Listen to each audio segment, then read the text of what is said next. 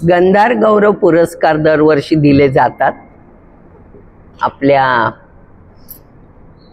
नाटकातून म्हणा, अभिनयासाठी दिलं जाणारं बक्षीस। या वेळेला ते बक्षीस मिळणार आहे, पुरस्कार, निवेदिता अशोक सराफ यांना। आणि हा समारंभ होणार आहे 14 नोव्हेंबर 2025 मध्ये गडकरी रंगायतनला संध्याकाळी। तेव्हा सगळ्यांनी मुद्दाम यायचं आवर्जून।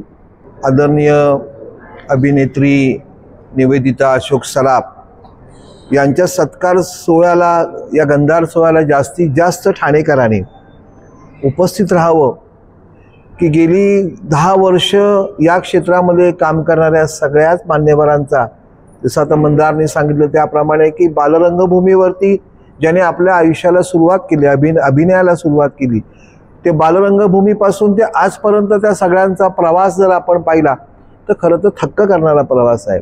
असा एक काळ होता की ज्या काळामध्ये फारशी माध्यमं नव्हती, रंगभूमीवरती जाणं, मग एसटीने प्रवास करणं कठीण परिस्थितीमध्ये, त्या काळामध्ये या सगळ्या, अगदी उषाताईंपासून या सगळ्या मंडळीने जी आपली मराठी रंगभूमी सक्षम ठेवली, अशांचा सन्मान गंधारतर्फे आपण होतो।